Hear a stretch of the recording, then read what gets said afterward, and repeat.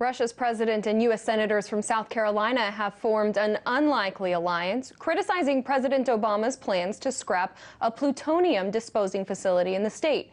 The plant, which has been under construction since 2000, was supposed to be integral for an agreement between Washington and Moscow to get rid of nukes. But RT's Alexey Yaroshevsky tells us Obama is looking to find a cheaper alternative.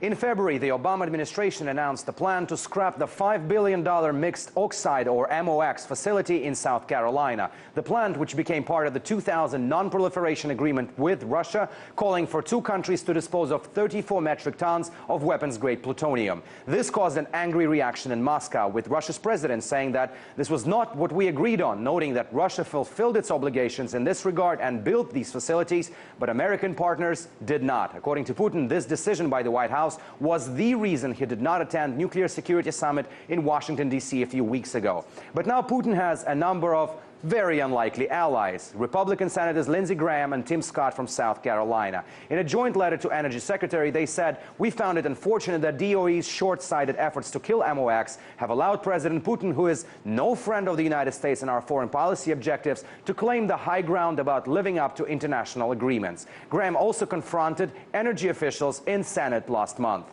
Signed an agreement with the Russians that we're going to MOX out 34 metric tons.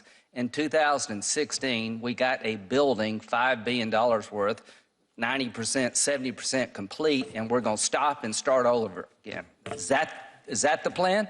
So let's see if I got this. We're going to change the entire program. Then we're going to go to the Russians and see if they're okay with it. Is that the plan? That is the plan. That's the plan. That's a lousy plan. That is absolutely the dumbest friggin' plan I could think of. To change course and hope the Russians would agree and not know what they're going to charge you for it. Now, other than that, things are going great.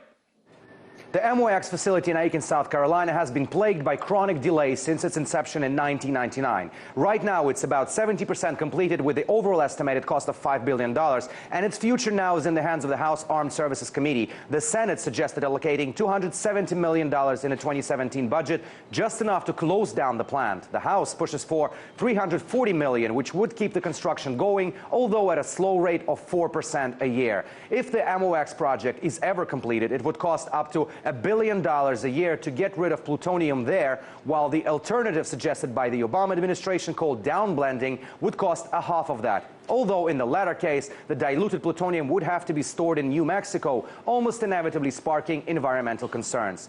One may understand Senator Graham's push to keep the project alive. After all, the MOX facility provides at least 2,000 jobs for the state. But some, like former House Armed Services Committee Chairman Republican Buck McKeon, say that it's also about much wider consequences. Walking away from an international agreement may cause the other side to do the same. And this is nuclear non-proliferation issue at stake. The House is expected to produce its final say on the MOX facility's future late on Wednesday. Alexey Yaroshevsky, RT, reporting from Washington, D.C.